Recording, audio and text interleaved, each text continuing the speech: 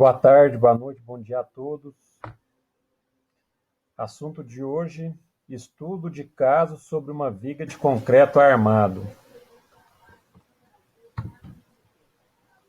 Vamos lá. Uma pessoa no Brasil entrou em contato comigo me dizendo que concretou uma viga, com 15 dias deixou que um pallet de tijolos fosse colocado em cima da mesma, da viga, e após a retirada das formas, fissuras surgiram no meio do vão.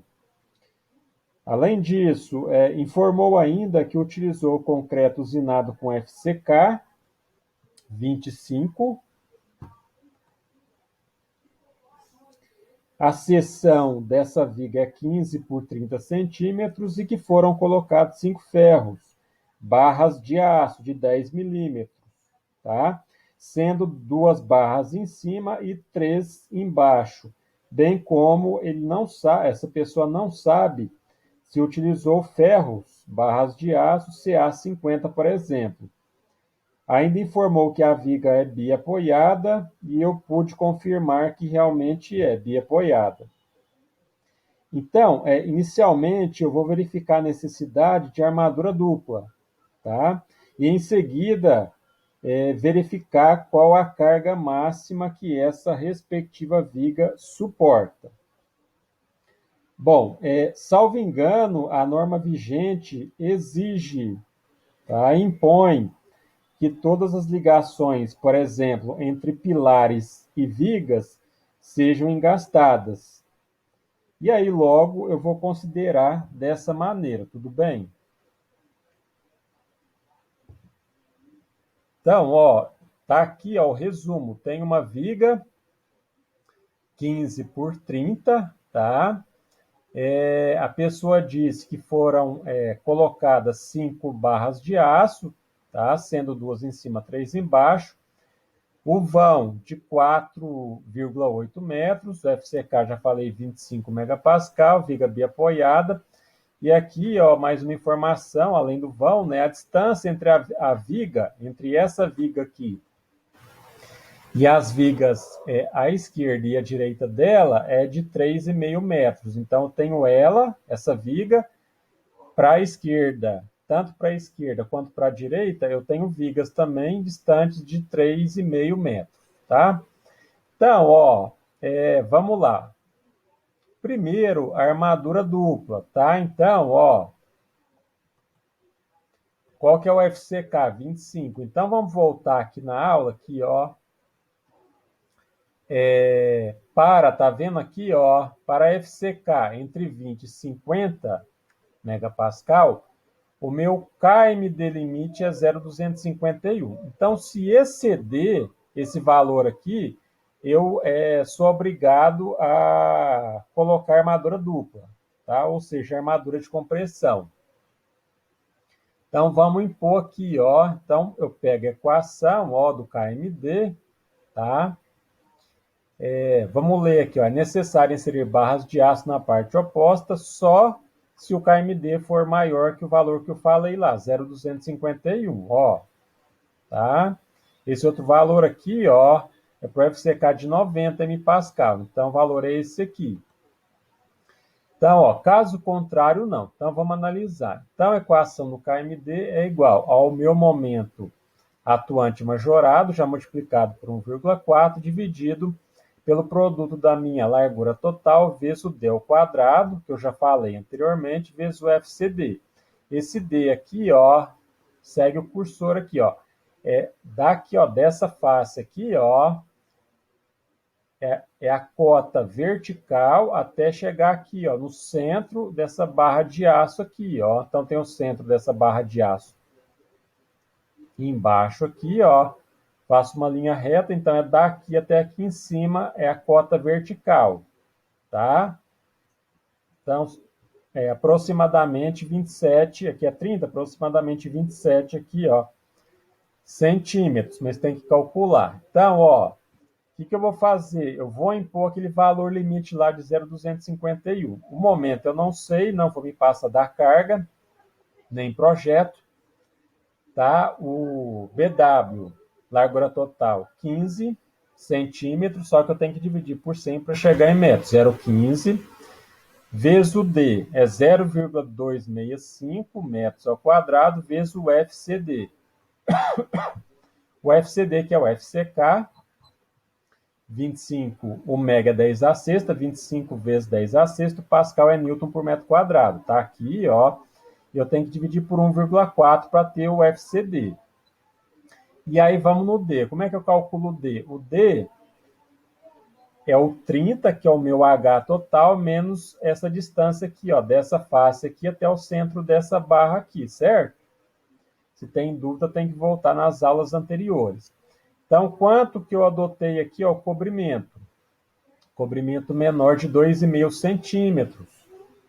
Então, deixa eu pegar aqui a calculadora para calcular. 2,5 centímetros são 25 milímetros. Então, 25, pensando-se num estribo de 5 milímetros mais 5. Então, aqui, acompanha aqui, ó, daqui, ó, o cursor acompanha o meu cursor aqui. Então, daqui até começar o estribo é 25, que é o cobrimento, mais 5 milímetros aqui do estribo, e na barra não é de 10, que a pessoa me falou que colocou só barras de 10, então o diâmetro é 10, o raio para chegar na metade é 5, então mais 5.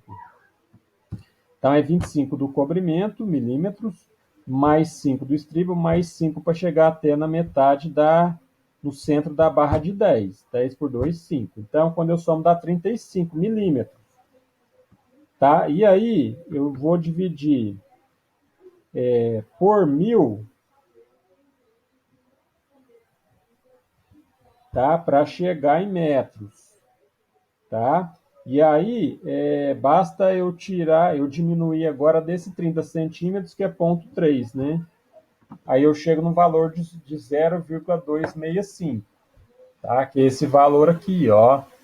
Então, o D é daqui até aqui. Então, basta eu pegar o 30 e diminuir aqui o cobrimento, o diâmetro aqui, ó, do meu estribo, e diminuir também do raio aqui, ó, tá?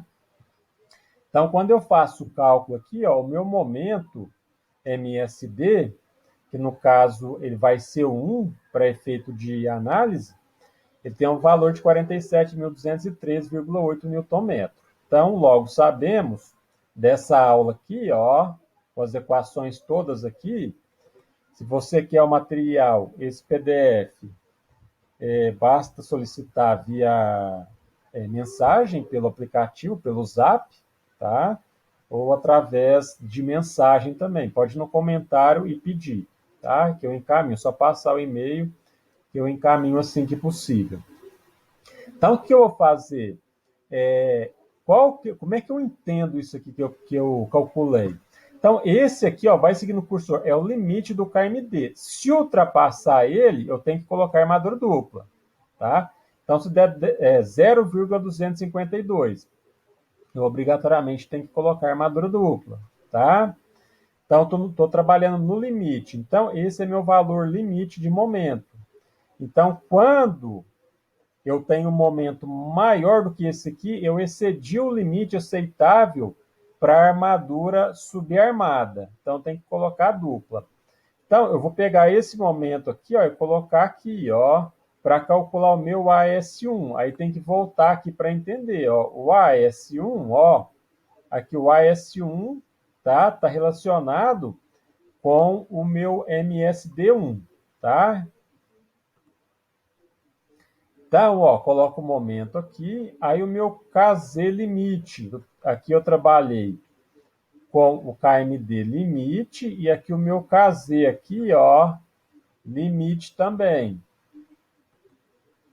Então, qual que é o valor? Então, para FCK de 20 a 50 megapascal, 0,82. Então, eu coloco aqui, ó, 0,82, o D é o valor de cima, o FYD, adotei a CA50, tá? Até eu tenho que colocar aqui, ó, não coloquei, mas não tem problema. Adotei o aço CA50 para as barras, né? Então, o valor é esse aqui, 500 megapascal, tá? o mega 10 a sexta de novo, Pascal Newton por metro quadrado, e eu tenho que o quê? Que trabalhar com segurança. Eu divido aqui por 1,15, não 1,4, tá? Então, aqui é 1,15. Quando eu faço o cálculo, dá esse valor aqui em metros, porque aqui, ó, vou cortar, segue o cursor, corto esse Newton com esse Newton aqui, tá? Vou cortar esse metro com esse metro aqui, vai ficar só o que aqui, ó? O metro quadrado aqui, né?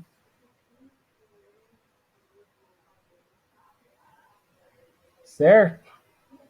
Porque ele está embaixo. Então, aqui, ó, esse Newton aqui com esse Newton que está embaixo, corta esse metro com esse metro, só que esse metro quadrado ele está embaixo do Newton por metro quadrado, então ele vai lá para cima, né? Ele vai para o numerador, né? Salvo engano, ele vem para cima aqui, ó. Então, em metros, multiplico por 10.000, chega em 5 centímetros quadrados. Então, para achar a quantidade de barras, eu pego esses 5 metros quadrados e vou dividir pela área de uma única barra de 10, que é 0,79. Está aqui, ó. Quando eu faço, dá 6,3. Consequentemente, é dotada 7 barras. Então, qual que é a conclusão? Se eu precisasse de armadura dupla, aqui nesse caso, tá? Ou né, uma armadura de compressão aqui, eu precisaria ter 7 barras, tá? E percebe-se aqui, ó, que eu não tenho 7 barras, 6 barras nem em cima nem embaixo, tá? Então aqui, ó, perceba que para existir a necessidade de barras de aço para uma armadura de compressão, seriam necessárias 7 barras de aço embaixo ou em cima na seção, e não tem mesmo. Então, provavelmente aqui, nesse caso, não existe a necessidade de armadura dupla, tá? Mas aí, para afirmar isso, tem que saber com certeza a carga atuante que não foi me informada, nem projeto tem. Então, esse é um caso de um sobrado, tá? Não teve engenheiro, não teve arquiteto e o dono da construção também não tem interesse em contratar nem um engenheiro, nem um arquiteto, tá? E conversando com ele, eu entendi que ele vai reforçar por conta dele, tá? Ele não vai contratar um engenheiro para poder calcular, para poder analisar, vai fazer um suporte, tá? Um reforço, desculpa, vai fazer um reforço para essa viga, tá? Então é isso nesse primeiro momento. E aí, o que acontece? Em seguida, eu vou continuar aqui comentando mais, mas o que acontece? Se a norma exige que você tenha que, nas ligações, pilares, vigas, se você tem que engastar, quando você engasta a sua viga, a consequência é o que? Você ter momento negativo. Já estou adiantando aqui da parte 2. Tá? Então, que essa situação aqui, ó, momento negativo, porque quando eu engasto, a consequência é essa. Tá? Quando eu considero a minha viga, por exemplo, biapoiada, eu vou ter só momento positivo, eu não tenho momento negativo. Porém, quando eu considero dos dois lados da minha viga, de um lado e do outro, engaste, que a norma exige, eu tenho momento negativo. E aí tem que tomar cuidado com o quê? Né? Quando você considera a sua viga engastada, tá? Você tem que assegurar que a sua viga realmente está engastada, tá? Porque o que acontece? Quando você considera que ela está engastada e ela realmente está, né? Você tem um diagrama de momento fletor aqui, ó, tá? Desse jeito aqui, ó, o real. Você vai ter uma coisa parecida com isso aqui. Aqui, ó, segue o cursor. Se viesse reto aqui, ó, e depois até um ponto aqui, ó, até aqui e viesse para cá, seria o engastamento perfeito, que nem sempre e que provavelmente na maioria dos casos ele não existe. Então, o real é próximo disso aqui. Então, a forma do diagrama é essa aqui. Quando eu considero aqui, ó, considerando aqui, ó, vai seguindo o cursor aqui e aqui eu considero engastado, o diagrama é esse. Se eu considerasse apoio aqui, ó, e apoio aqui, ó, o que que ia acontecer? Eu teria só momento aqui, ó, positivo, e o momento positivo aqui seria maior que esse aqui. Então, qual que é o cuidado? Se você dimensiona, considerando-se as ligações engastadas, você tem que assegurar que essas ligações realmente estão engastadas. E o que que acontece? Em algumas situações, você tem dificuldade para consolidar, ter a certeza que você vai ter essa ancoragem. Porque às vezes pode ser que você tenha um pilar pequeno e você necessite de um comprimento de ancoragem muito grande. E às vezes é difícil. E principalmente aqui em cima, ó, tá? Na minha armadura aqui, ó, superior, tá? E aí eu considero, ou é considerado, que a aderência é ruim, tá? Então você tem que assegurar isso com um comprimento maior de ancoragem, tá? E aí, se você considerar, calcular, considerar e tiver, for possível, você pode manter, né? E deve manter. Agora, se porventura você executar ou calcular errado e o seu comprimento de ancoragem não for suficiente, o que que vai acontecer? Você vai deixar de ter o seu diagrama da viga com essa forma aqui, ó. Então, aí, se sair, se aqui você colocou engaste, aqui também adotou, e não assegurou com o comprimento de ancoragem, em função talvez da dificuldade de aderência que você tem na região, você vai o quê? Você vai passar a ter apoios aqui, ó. É como se você calculou engastado, mas na realidade é como se tivesse apoios. E aí, ó, você vai aumentar esse momento aqui, ó.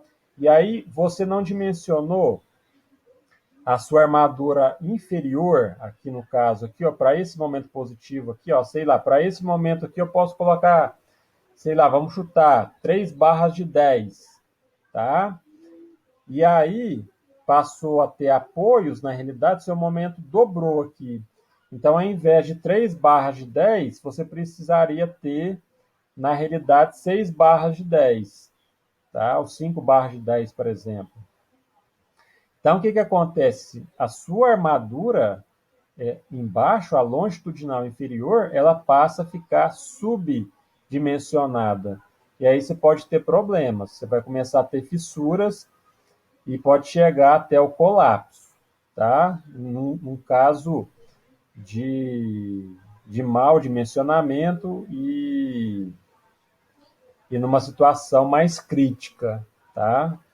Então tem que tomar esse cuidado. Então é isso, então eu termino por aqui e na parte 2 eu falo a respeito disso aqui, área de influência, vou falar e também fazendo alguns cálculos aqui em seguida aqui. Esse é o estudo de caso. Então é isso.